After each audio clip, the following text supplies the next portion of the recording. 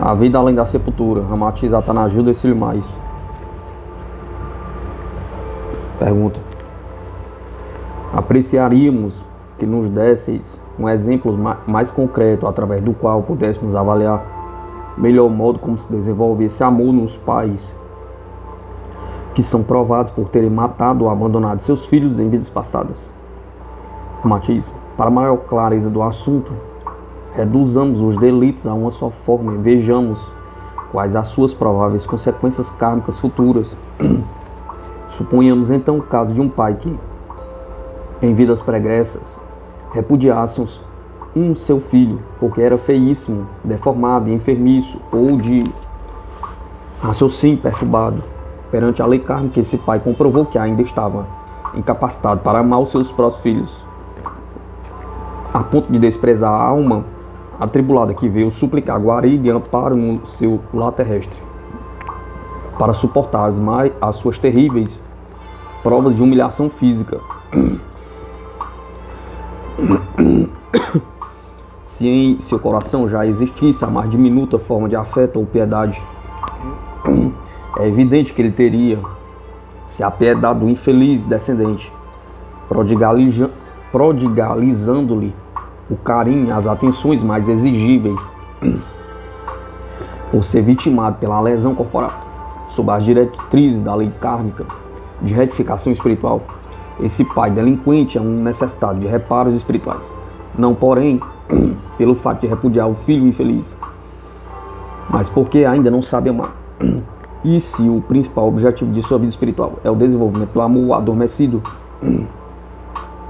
no recesso de sua alma, a lei então estabelece o plano de falecimento prematuro do futuro filho sadio ou formoso e que, por isso mesmo, há de ser egoisticamente amado na próxima existência. Pergunta: e como será induzido esse pai a amar o filho futuro, se em sua alma persiste a mesma falta de amor do passado? Ramatiz: a técnica espiritual sabe agir com extrema sabedoria e aproveitamento do próprio potencial adormecido nas almas faltosas. Serve-se de recursos eficientíssimos que, embora dolorosos, atuam como verdadeiros excitadores ou multiplicadores de frequência amorosa ainda deficitária, em face de haver pecado pelo desprezo e repúdio ao filho indesejável, e por ter sido feio, disforme, doente ou débil mental. A lei então ajusta-lhe um outro filho sadio, belo ou sumamente inteligente, para a breve desencarnação, que se torna o seu incessante motivo de paixão e gozo egoísta.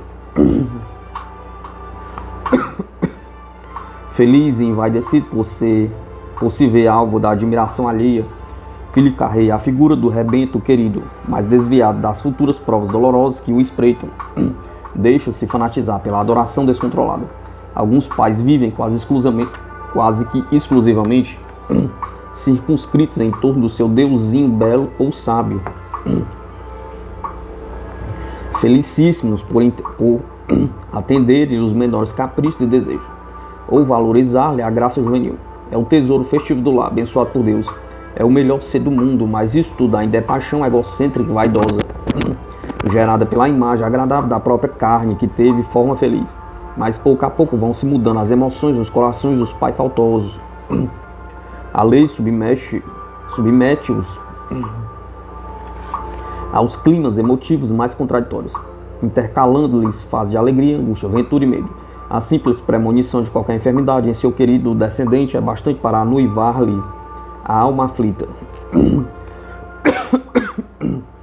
As enfermidades constitucionais da infância acumulam dores e preocupações. Então o filho adorado daquele homem do nosso exemplo, de há pouco nascido belo, sadio ou inteligente, torna-se um motivo de incessante intranquilidade e serve de apuro à sensibilidade amorosa que desperta no pai, que passa a viver cenas exatamente opostas às do passado. Ele alegrava-se ante a simples ideia de que um acidente trágico ou uma enfermidade irreparável pudesse aniquilar o filho repudiado por ter nascido feio, doente, débil ou aleijado. A esperança pregressa de ver o filho perturbado morrer logo, porque significa profunda humilhação aos esposos perante Os progenitores felizes transformam-se em outra existência, num ardente desejo de que sobrevive de qualquer jeito o descendente perfeito e glória da família, submetendo as almas delinquentes do passado a processo de profundeza espiritual. A lei kármica de causa e efeito consegue extrair do veio do coração o precioso minério que é o amor. Embora de princípio o filão do amor só possa ser explorado pela vaidade, interesse e egoísmo, para depois se subliminar na ternura, no sacrifício, na renúncia. A divindade possui recursos para lograr o êxito objetivado. Os pais culpados invertendo a direção de suas paixões represadas pelo despeito da deformidade dos filhos no pretérito, terminam inteiramente fascinados pelos seus descendentes, que depois lhe exaltam as tradições de família ou procedem à admiração alheia, entusiasta. Abandonam-se efusivamente a um amor fremente, mas onde ainda se mescla a vaidade com extremos de ternura e o orgulho com a adoração. Ocorre justamente o revés de que lhes acontecia no passado, quando diante do filho lesado pelo destino tudo fazia para molestá-lo e expulsá-lo de sua presença, terminando por afastá-lo para a frieza dos orfanatos, a impiedade dos tutores sádicos ou das madrinhas histéricas. Pergunta: podemos supor que após esse experimento retificador proporcionado pela lei, os corações desses progenitores se encontrem suficientemente desenvolvidos para mais tarde amarem outros filhos menos agraciados pela natureza? Matiz: apesar de tanto júbilo e emotividade à flor da pele para com filhos, ainda não é possível dizer que já conseguiram a devida compensação à falta de amor que os fez delinquir no passado.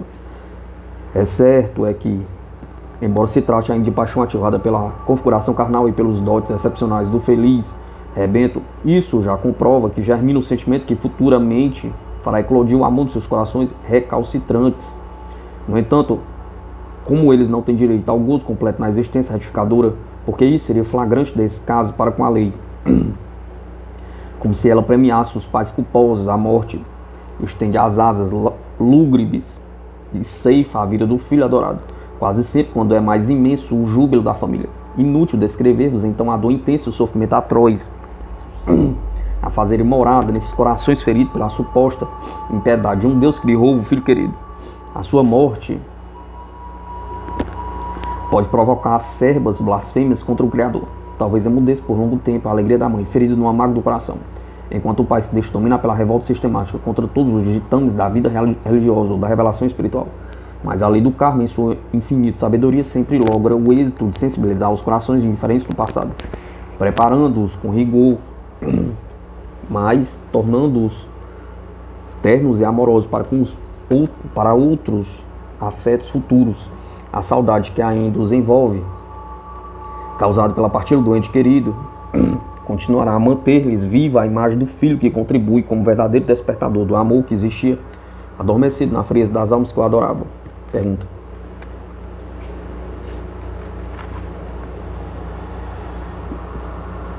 esse amor só pode ser despertado por meio de filhos belos, sadios ou inteligentes que mais tarde desencarnem para avivar os sentimentos paternais adormecidos? Matiz: não vos esqueçais de que estamos nos cingindo apenas ao exemplo de um pai que, pelo abandono de um filho deformado, deve meter o adversário espiritual, requerir a terapêutica retificadora de perder prematuramente outro filho, belo, sadio ou inteligente. A lei dispõe de diversos recursos para incentivar os pais delituosos a despertarem um amor latente em suas almas, sem precisar submetê-los exclusivamente à prova de perder os filhos belos ou sábios.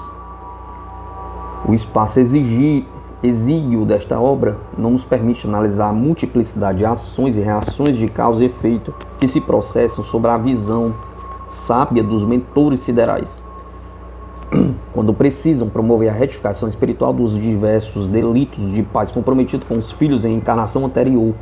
Pergunta: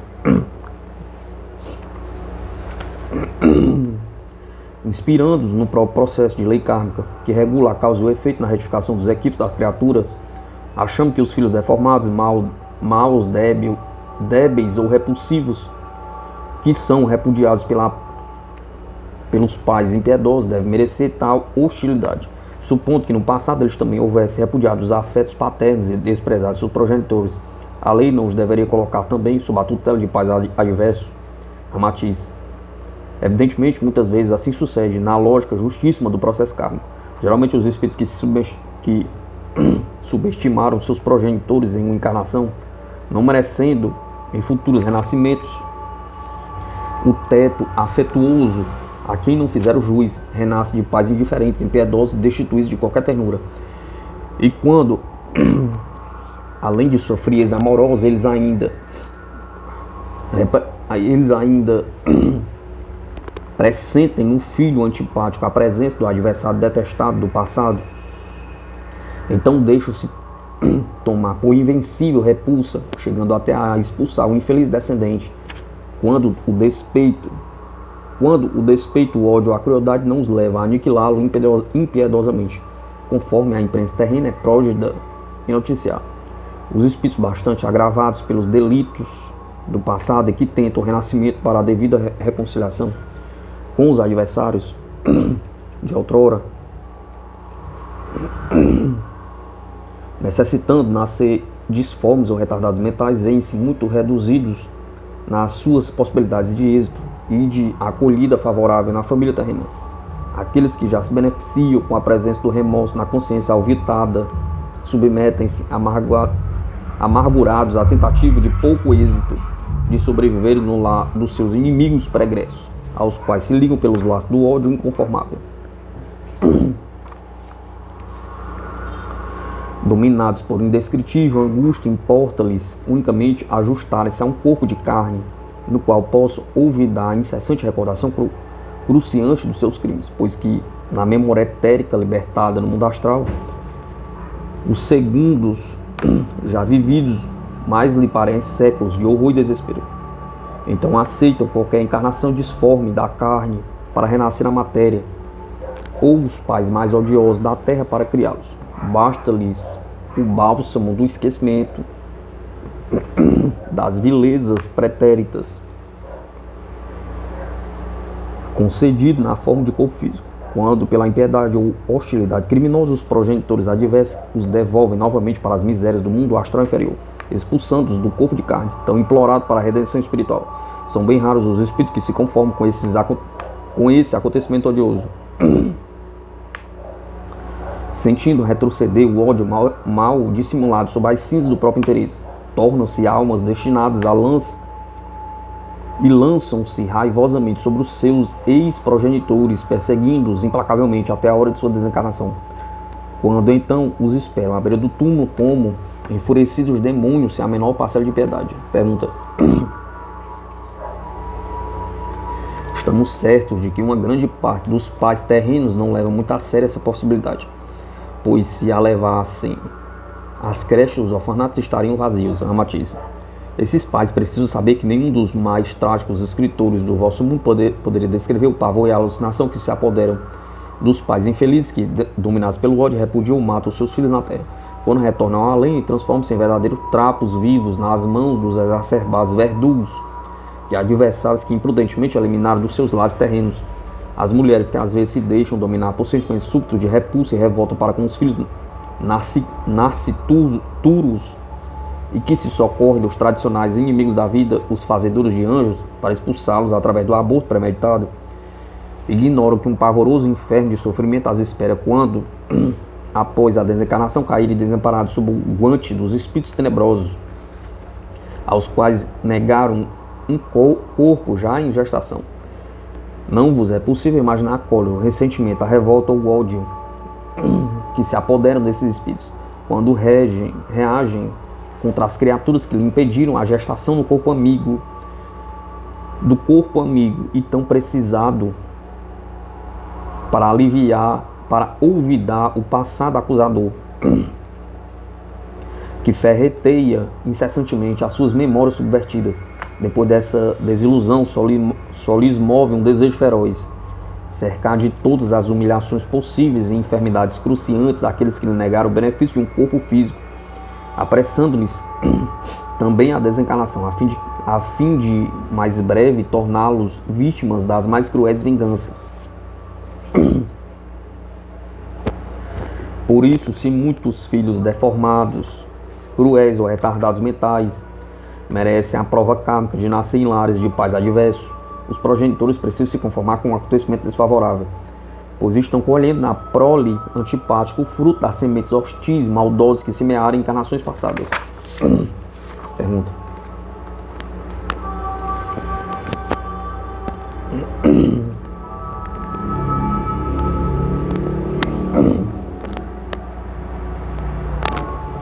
Desde que, por lei do karma, os espíritos que repudiaram ou menosprezaram seus pais devem renascer no seio de famílias adversas, com probabilidade de serem repudiados e até mortos prematuramente, os pais que os rejeitam ou maltratam não estarão contribuindo para a concretização dos próprios objetivos retificadores da lei contra os faltosos, e isso não deverá amenizar suas provas futuras, uma vez que apenas deram cumprimento daquilo que já estava obviamente determinado no Matiz.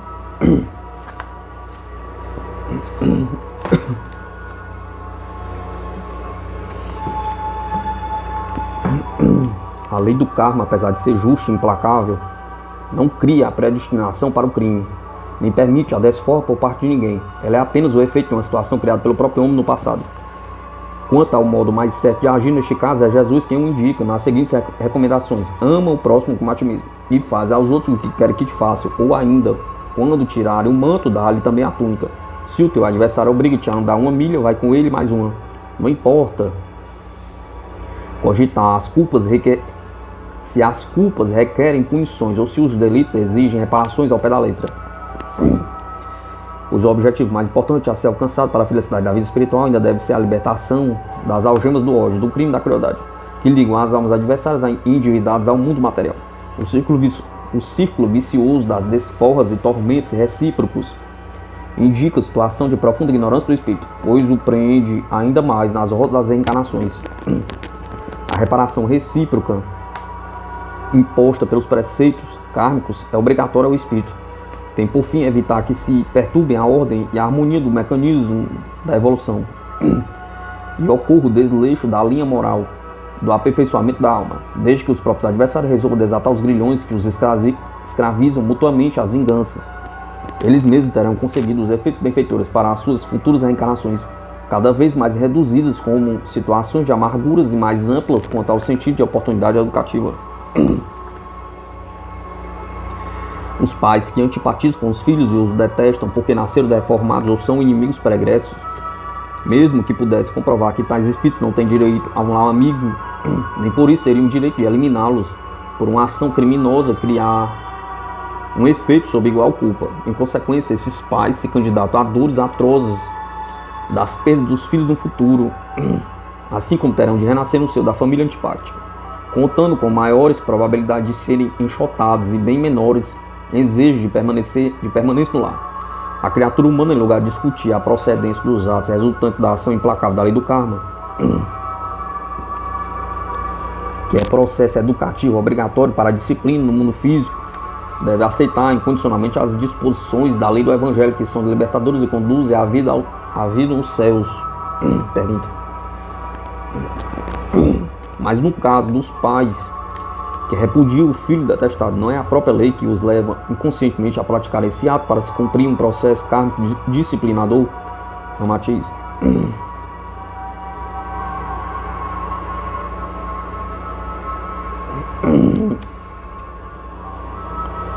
Embora nesse caso os pais estejam dando, sem o saber, cumprimento à lei do karma, eles o fazem sob a influência da crueldade, um teor de ação má propositada, que os põe perante a infração da lei de quem com ferro fere, com ferro será ferido, ou da de que a colheita há de ser conforme a semeadura,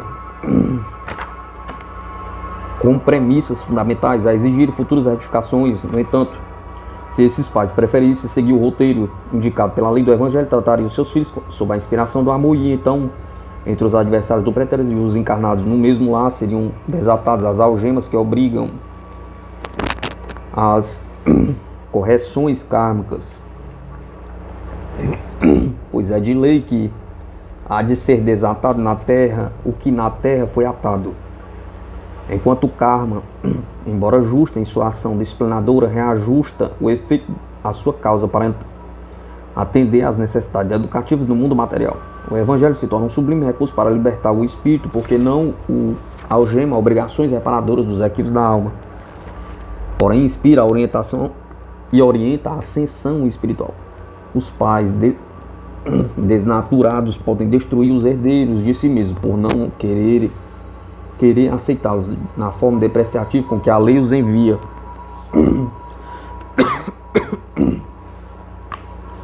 No entanto, no futuro, a mesma lei tornará a enviar-lhes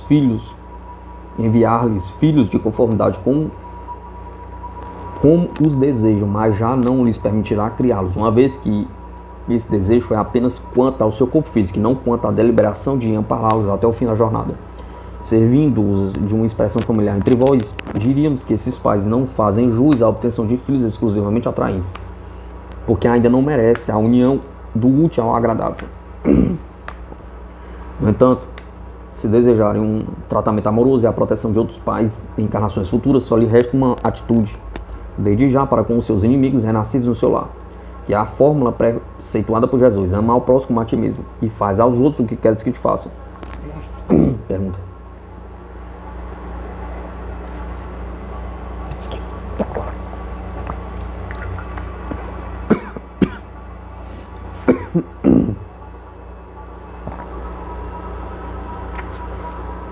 Pergunta.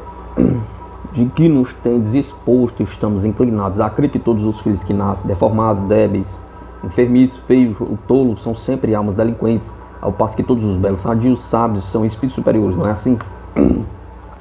Como ateísta.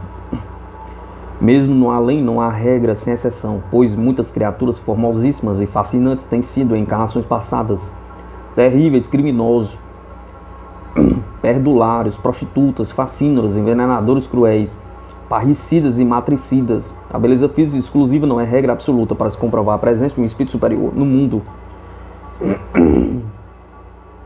Pois Lucreia, Borgia e a imperatriz Teodora eram de beleza estonteante. No entanto, a primeira foi impiedosa, envenenadora, e a segunda cruel rainha. Muitas vezes o adiantamento da sabedoria espiritual pode se esconder na criatura feia, humilhada e de aparência insignificante.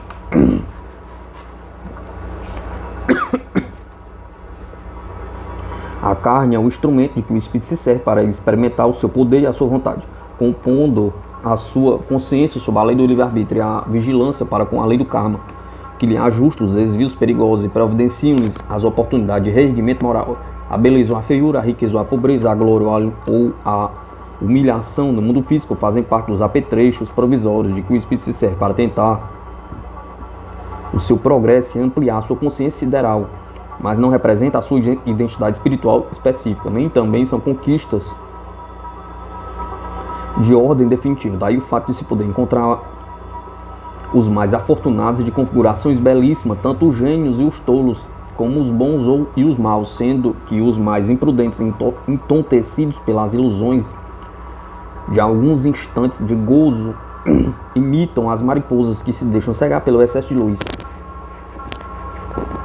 Embora a criatura angélica do futuro deva realmente ser formosa, boníssima e sábia, da qual Jesus é um dos tipos ideais. Muitos filósofos que consumiram suas existências em favor de um roteiro moral superior na Terra nasceram sem credenciais físicas agradáveis, como Sócrates, por exemplo.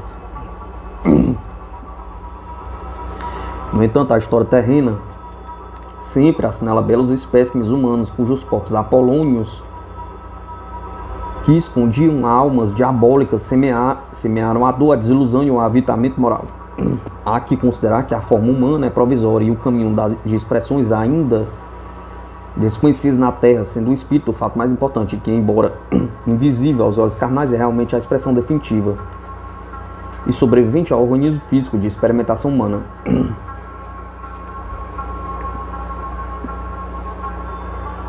A vestimenta de carne e um ambiente privilegiado não importam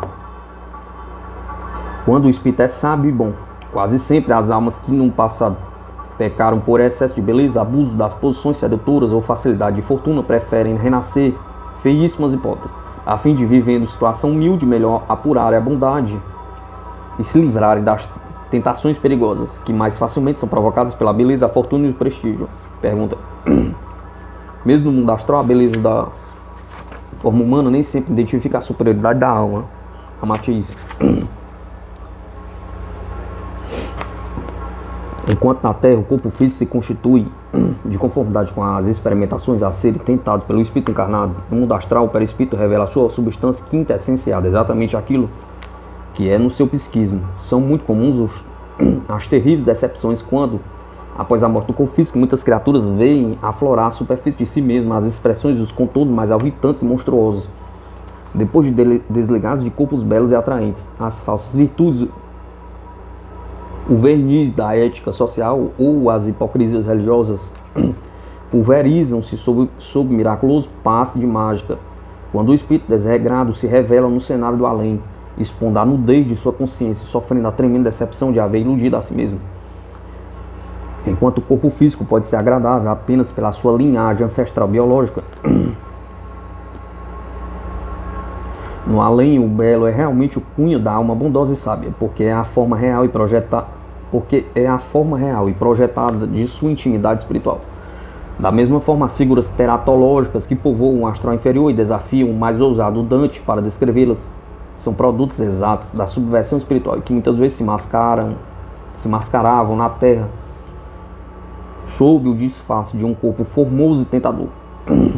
Muitos homens afidalgados e mulheres sedutoras lançam-se ao além na figura de horrendos bruxos que apavoram a si mesmos. Pergunta. E qual é o aspecto comum dos filhos terrenos quando identificam sempre a presença de um espírito superior? São sempre belos ou também feios? Matiz.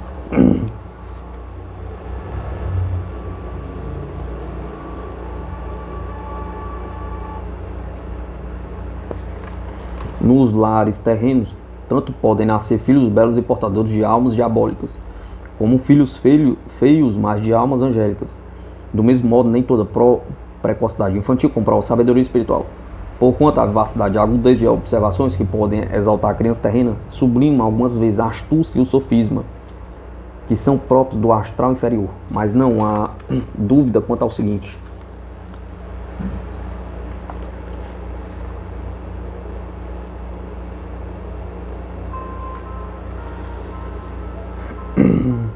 O filho boníssimo é sempre de qualidade espiritual superior, enquanto o filho malvado é imagem de sua alma detestável, tanto no mundo físico como no espaço. Nesse assunto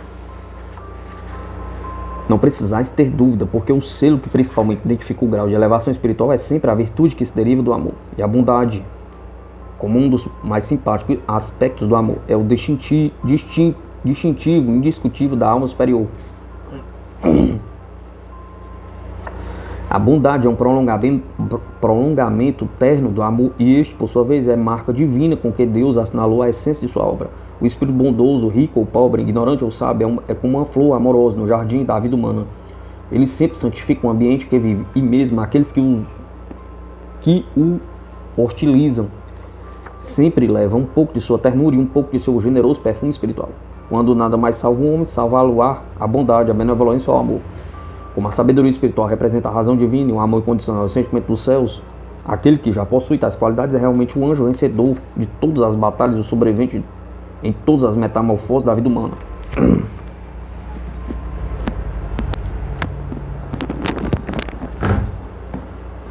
Pergunta. Quando os pais culpados sofrem a perda prematura dos seus filhos belos e sábios, sendo violentamente feridos em seu amor egocêntrico, essa violenta transição da extrema alegria para a do atroz não contribui para ainda mais agravar-lhes a proverbial falta de amor, resultando disso maior rebeldia e aversão à finalidade de procriar. Ramatiz. Só a dor, em sua intensa manifestação, consegue influenciar nos corações indiferentes ou nas almas atrofiadas pelo excesso de gozo e bem-estar. A paixão egocêntrica que se interrompe pela perda do filho querido, no seu mais extremo potencial. Não se xingue nos pais, porque a própria lei da vida impõe incessante superação a todos os fracassos, sofrimentos e vicissitudes humanas, mesmo quando As almas se entregam ao desregramento completo, ainda vivem à procura de compensações venturosas. Acontece, no entanto, que ainda lhes falta capacidade para adquirir a posição perdida, o que as leva a cometer desatinos contra si mesmas, enquanto alimentam a enferma ilusão de que assim se desagravam em público. Mas no amargo de todo espírito ativa-se o desejo ardente de poder recuperar os seus prejuízos e renovar suas esperanças frustradas. É por isso que os pais, endividados para com a lei, que perdem o filho adorado, como não podem extinguir em si a paixão, o sentimento novo que lhe gerou, vem nascer-lhes a esperança de que a única terapêutica capaz de minorar-lhes a dor atroz será o advento de um outro filho. Suas aspirações, então, convergem para a imagem de outro ser que possa tanto substituir o ente desaparecido como carrear-lhes as mesmas alegrias e admirações usufruídas anteriormente, enfraquecidas as lembranças dramáticas da desencarnação prematura do primeiro filho. A própria sugestão superior encarrega-se de despertar nos pais desolados o desejo de um novo descendente. Assim contribui para que o segundo descendente já encontre ambiente mais afetivo para a sua manifestação, mesmo que não revele as credenciais do primeiro filho.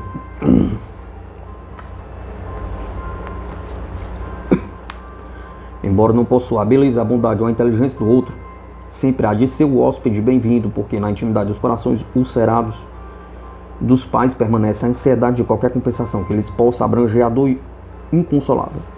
Alguns que não logram a graça de outro filho para minorar-lhe a saudade, se conformam então em estender o seu afeto a outros filhos alheios e os buscam nos orfanatos para a amorosa compensação. Pergunta: e esse filho belo e inteligente que desencarna cedo não poderá ser o mesmo filho feio, deformado ou tolo já repudiado uma vez? Ramatiz: nem sempre os pais que sofrem a prova kármica de perder de modo prematuro os filhos queridos foram esposos no passado. A lei pode tê-los reunido apenas pela semelhança de delitos e de provas kármicas. O pai que repudiou o filho que, por sua culpa, se extinguiu prematuramente na miséria do mundo, pode ser escolhido para esposo de outra mulher que no passado houvesse praticado o infanticídio e deva sofrer a prova kármica de perder um ou mais filhos.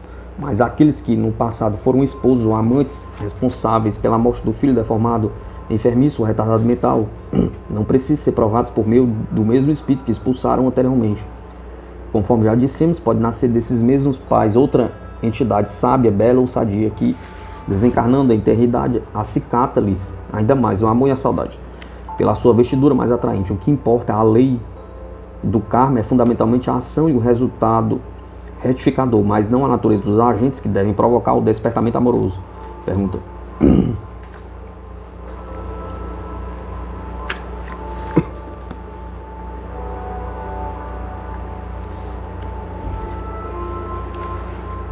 que obstáculo poderá haver para que o próprio espírito, antes repudiado, retorne ao mundo em outra existência para poder, como filho, se tornar o próprio instrumento de ajuste kármico dos pais culpados? Matiz: o mesmo aforismo de que a natureza não dá saltos poder-se-á aplicar no caso do processo de ascensão espiritual, pois que esta também não se afetua a saltos improvisados, embora tenham dito que nem sempre a criatura pobre, simples e humilde é alma inferior. Convém saber que aquele que nasce deformado e débil está suportando a prova da severa retificação espiritual. Manietado pela própria lei que subverteu no passado, quase sempre é ele o adversário mais feroz dos próprios pais, que vem rogar-lhe hospedagem carnal. No seu íntimo, as paixões e as agressividades podem se encontrar amordaçadas no molambo de carnes doentias, ou então represadas ou descontroladas pela alienação mental. Em geral, se fosse concedida completa liberdade a tal espírito, com o comando incondicional de um organismo atraente ou sadio, Pela sua imaturidade psíquica, não tardaria a eclodir nele os mesmos desatinos, crueldade ou torpezas pregressas. Sob tais condições, ser-lhe-ia demasiadamente imatura a reencarnação em situação de beleza, sabedoria ou liberdade de ação contra o que requeriria a lei para o êxito da aprovação espiritual posterior dos pais culpados.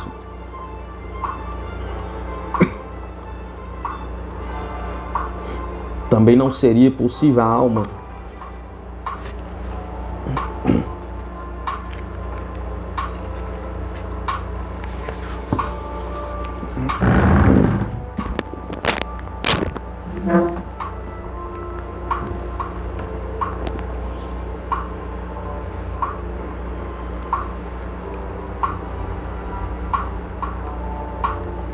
Também não seria possível a alma delinquente efetuar em curto prazo de tempo uma renovação espiritual tão miraculosa para uma segunda prova kármica em aspecto angélico, pois a ascensão sideral é feita por etapas distintas e lentas modificações que não violentam o padrão psíquico. Comumente a alma gasta mais de 1 milênio para se apurar em uma virtude louvável, como a resignação, a honestidade ou a simplicidade. Dentro do próprio conceito popular aqui, um vaso ruim não se quebra. O espírito que desencarna prematuramente, salvo acidentes técnicos do astral e da terra, a entidade elevada e de curto pouso na carne. É entidade elevada e de curto pouso na carne, enquanto o que enfrenta longa existência em geral é portador de defeitos comuns da humanidade. Pergunta.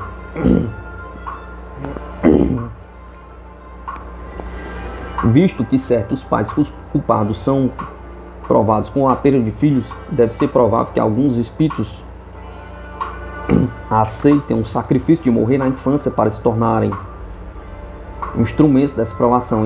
Estamos certos?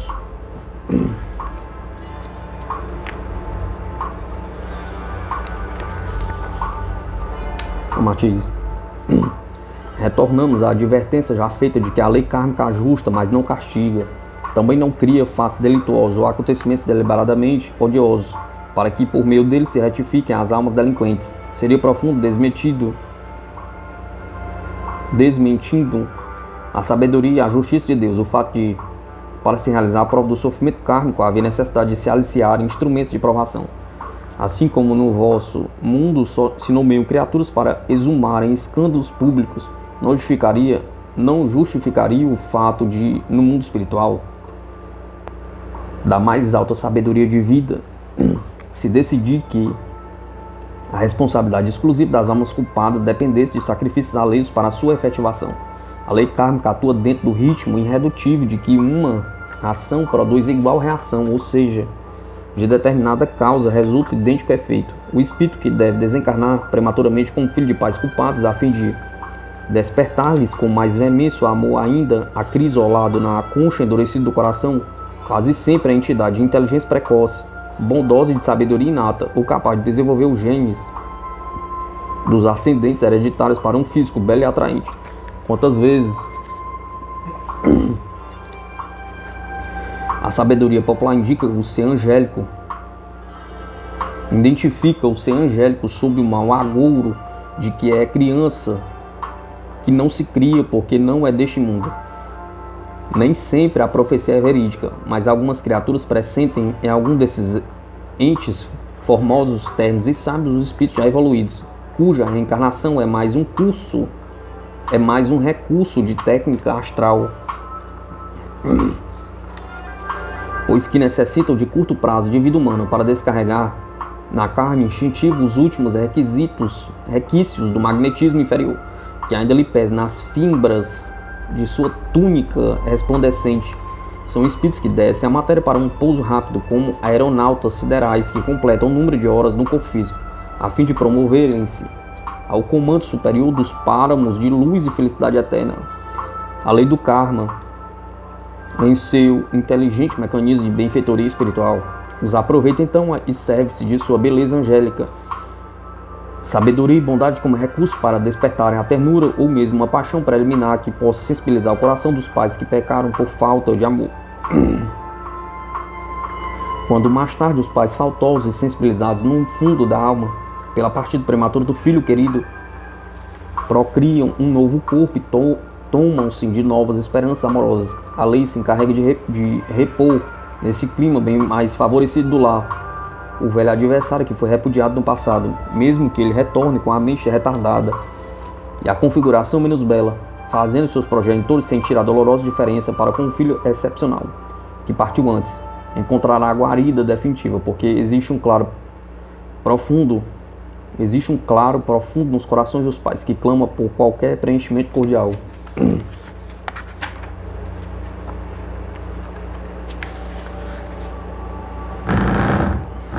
Ramatiz, a vida além da sepultura. Exílio Mais e Atanagildo.